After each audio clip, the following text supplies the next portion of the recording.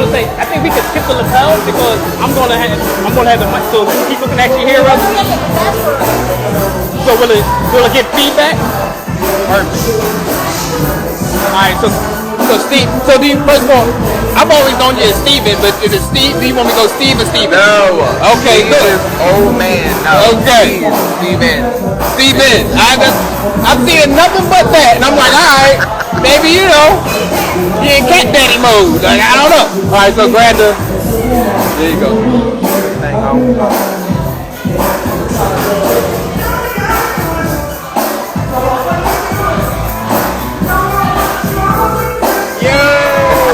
Let's go, come on.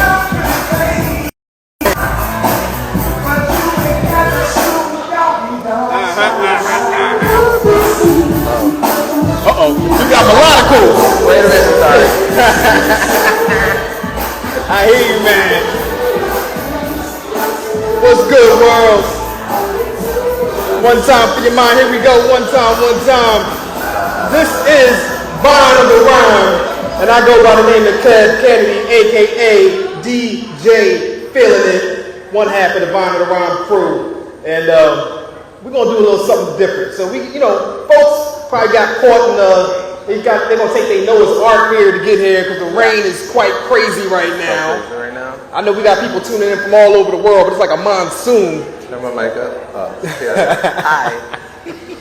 But as we get things started, we do a thing on our live a lot of times, and it's called Dope People Doing Dope Things. Oh my God. So over the pandemic, we ran into a lot of cool people over the interwebs because we was all hunkered down and staying at home. And some of these cool people are here tonight, actually, right? Hello, Renee. Renee from the Rose Hours podcast. Love you, Renee. My first time meeting her live in the flesh was last month. But we were friends because we was on Instagram together. You know how that go, right? Cut that from the footage. Cut that. But to the right of me, once Renee, do me right. You gotta do me right. Yeah, I gotta do right. To the right of me. All right, go. Renee was like, listen, I had a fun time last time. I had a time. We had a time that night. We featured some Mary J. Blige, we danced, we had fun, we drank some good wine. But she's like, I know somebody that's gonna really enjoy this situation. And turn it up. So she made a call. I was like, it's not gonna happen. I was like, come on, it ain't gonna happen.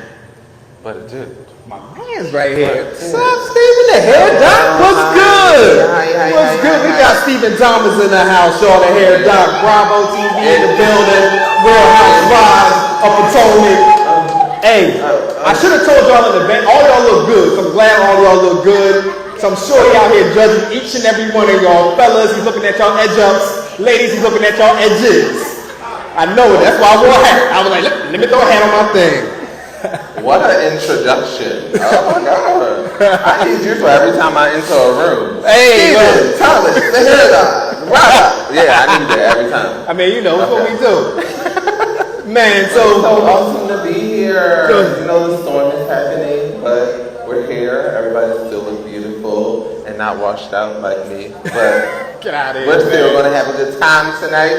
It's wait till everybody roll in because I like a crowd, Yeah. We got all these reserved tables, so. Well, we got islands. We got a bunch of islands. We're going to connect the islands when everybody comes.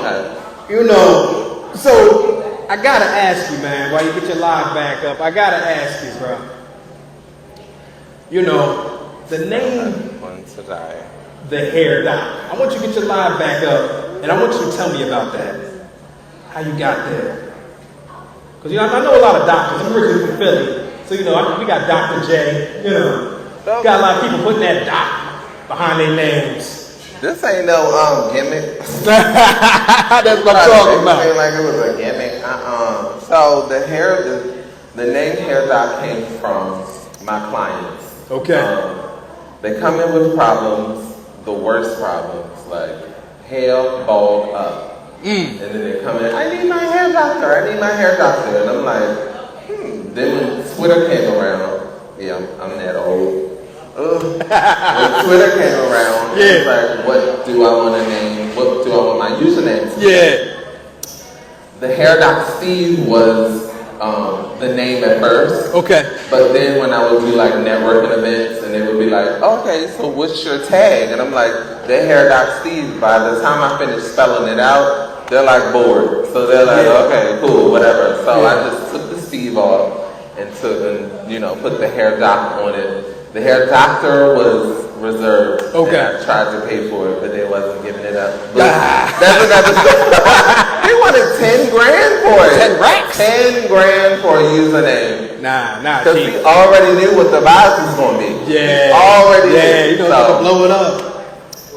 So we stuck with the Hair Doc. It's more real. It's more urban. True. It's still marketable. True. I can still, dress it up, make it look good. True. We just stuck with the Hair Doc and made it right. All right. So let's take it way back in the day. Let's take it from the beginning. How far? Wait a minute. So I went scrolling through your timeline and your IG. Wrong road. That's the wrong road. I've been looking for That's the wrong road. Okay. Different hairstyles. I was like, I'm going to take them on down memory lane. So I was like, let me see different Hair Doc hairstyles. Oh. Somebody did a good scrubbing of this man's IG. Because there's not a lot of... Shout out to Lex, my hair. Okay. There's a lot of scrubbing. On my social media, yes. So tell us about your hair journey. I'm going to name a couple of hairstyles. Okay. Let me know if you had them or not. You ready? Me? You. Okay. Oh, we're going to get into your expertise and your specialties. Okay, the groups. Yeah. Not a group. We'll get to the list. All right. Baldy.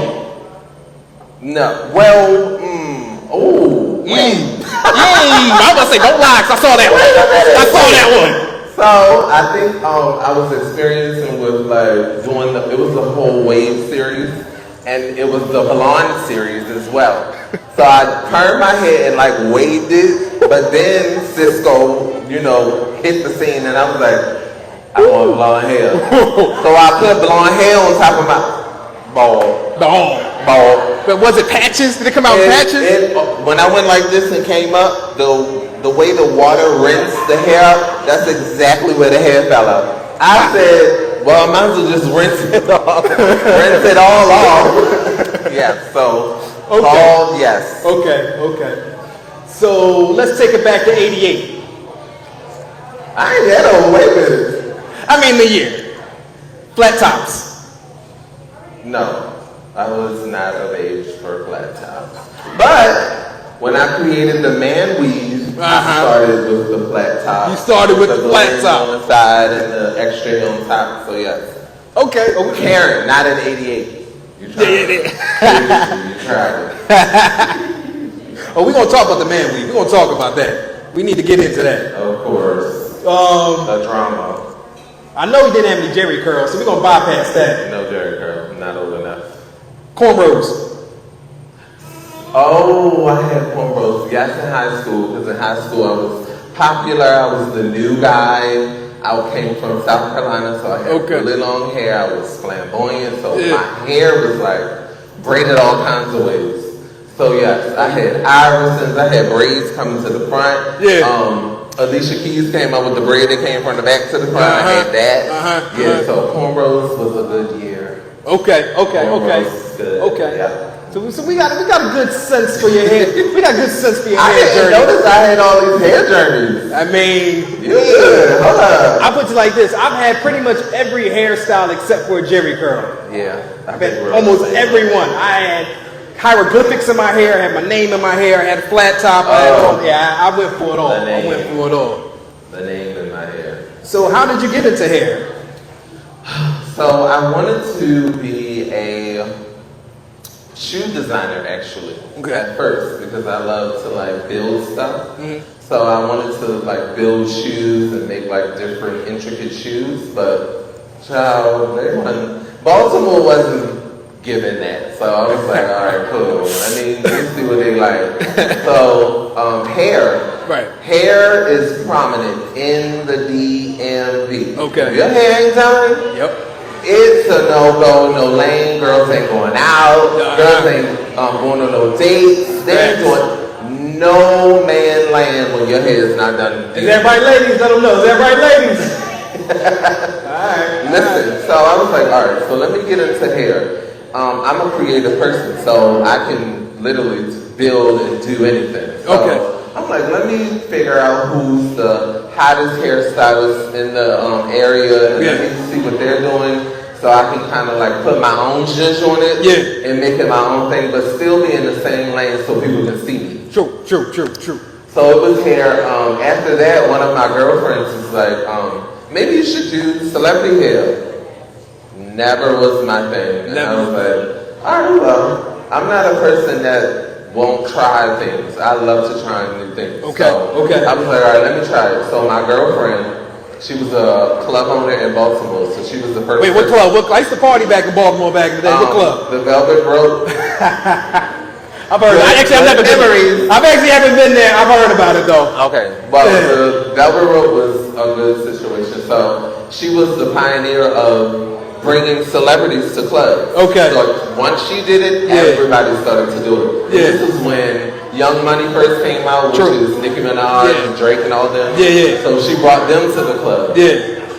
And I put some curls in Nicki Minaj's hair, and I was petrified. Like, me picking up my curls, I was shaking. But she was like, you should do it. This is really going to put you on the mat and set you different, set you aside from all the hairstylists here. Even the people that I looked up to in the area. So I was like, all right, cool. So I did it.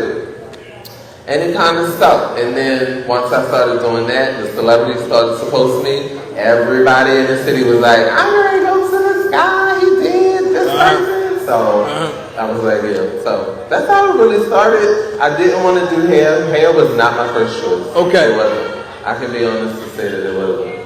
So you get that call from Bravo. So if y'all don't know, Bravo TV right here, he's the poster child for the hair for Bravo TV. How many heads have you touched? Not the poster child. Wow. How many heads have you touched at Bravo? So before the Bravo call, there was a VH1 call. So I did all of the Atlanta, Hip Hop of Atlanta girls. All of them. First was that. So signing the contract with either one, both of them was presented at the same time. So I was like... And a bidding war? Did you start a bidding war? I did, but I already knew what I wanted. I just wanted them to like do a song and dance. So I was just like, I'm working on it. I have other networks I'm shopping with. So I was trying to figure out which one I wanted to do. In VH1, I love you, Mona Scott, but it's more like rap. And I didn't want to go that route. I grew up in Baltimore, so I didn't want that aesthetic for my clientele. Bravo was a little more polished. They had a little more structure. So I was like, all right, so I'm gonna go with them. But I still wanted to see the song dance. So they called me first, and then Karen called me. And a lot of people don't know this. When Karen called me, she was like, hello, I'm Karen Huger. And I'm like, okay, hi. Like, okay, ma. So she was like, you're doing my hair. I'm not accepting no for an answer. And I was like, well, yeah, I'll call you back and let you know what I decide. And she was like, oh, I like you already. So I was like, yeah, girl, I'll call you back. And of course I called her back because her energy and her spirit, I'm on energy. Like I love energy. And her energy was great. But I still had to, make her shake a little. Ain't nothing wrong with that. I called her back. It's like, absolutely. We met up and she was like, you're my hairstylist. And it's so funny because her hairstylist asked me to do her hair once. And I did her hair once. And then she was like, yeah, you're my hairstylist. So you basically jacked her from the other hairstylist. Is that... Everybody get that on the live, right? I didn't say that. Because, child, this is going to be on Bravo.com. Do not say that. Do not say that. You are the Ice Cube of hairstylists. I didn't say that. Jacking for hairstyles. I got you. Jacking for beats. I got you. Not going there. Edit that part out. All right. So, in doing hair, I've been in the chair before, the barber's chair, and every once in a while you'll get that, oh, yeah, that part. Every once in a while. Tell me about that moment for you when you was doing somebody's hair. Oh, you in the hot seat now. Okay, so I did have a oops moment. Yeah. I did one of my clients' hair, and she said to me, I want a bob. And she had really long hair. And this was a time where it was like everybody was doing glue-ins. It wasn't sew-ins. It was everybody was gluing their hair in. Bonded weaves. Yeah. So she's like, I want a bob. But I never like figured out which lane she wanted to go in. So I'm like, all right, you want a bob? So I blew her hair out, and I took that first chunk out the back of her head. She turned around and was like, what the hell are you doing? And I was like, you wanted a bob. She was like, nothing, man. And it was cut, like her hair was to the middle of her back. And your reaction is hilarious. She's been through that before. Yeah. Her hair, she was mixed with double black, Indian and black. Okay. It was like to the middle of her back. Oh. I took the section on the side here and and it was like up to her neck. She was dark skinned and her face was red. Like she wanted to kill me. And how did you recover though? I mean, you got to give us that's how you made it. Of course, I had to like do her hair for free until it grew back. Oh shit. Because it was up to the neck and she was down to the middle, and I was like, girl, by like inch, maybe like 3, I was like, we gotta figure something out. Because I'm losing mine. But yeah, I had to figure it out, dude. But that was my oops moment. I would never forget that moment. But you are Stephen Thomas, the hair doc. Yes, I am him. That is acclaimed from Bravo TV, right? Hello, how are you? So I know somebody came and their hair was jacked up, and you saved the day like Superman. So tell us about that story. That happens every day. Every single day. It's not one situation. It happens all the time. So the aesthetic is the hair doctor. So I fix hair every day. Yeah. That's how I'm going to dodge out of that question. I'm a client. Well, you looking good. And you went out the rain and you still looking good. He helped me. Yeah. We can change the names to protect the innocent. Yeah. It could even happen while they in the salon. Like, child, it's just what happens. And they always say, well, you the hair doc, ain't you? So how did you start to get into like the man weave and all of that? So tell us about that. I'm sorry? So how did you start doing like the men's hair and all that? How did you develop all of that? You said whose hair? Men. Men? Yeah. Oh. So I started out doing men's hair. Here I was braiding and doing like man weaves and stuff. Yeah. But men are more difficult than women. Like, for real. Flag on the play. Like, for real. Like, men? Bye. Goodbye. I stopped doing men hair from the beginning. I did a year of it. I said, no more. I'm not doing it anymore. I'm not doing it anymore. So, I started out doing it, braiding their hair and stuff like that, but they're more tedious than women. How I look in the light. Yeah. Alright, so maybe I did that a time or two. Okay, we're gonna move past that. Moving on. You so sensitive. Last question for you before we get back to the music. Get ready to get the party started. Be prepared, wine with music. All y'all here to rock with Kendrick Lamar. Good Kick Mad City, right? Gotta get that started. So what's next on Bravo TV? It's a lot of stuff next. What can you tell? What can you drop an exclusive for us without getting fired? So it's going to be a great season for the girls for sure. Okay. It's going to start out crazy. Okay. I can say that. They've been filming since like March, and they just wrapped up. So it's going to be a good season, like for sure. of course, I'm going to be on it, making an appearance. I mean, hold on. This year, and I took a year off the last time because filming is a lot. True. My first time I filmed, I was a nervous mess. Like they was like, Karen was like, come, we're gonna film a scene and you're gonna do well. And I'm a very confident person. Like you can't tell me nothing about me, okay? But and in that situation, she was like, come film, and I'm like, do I really want to?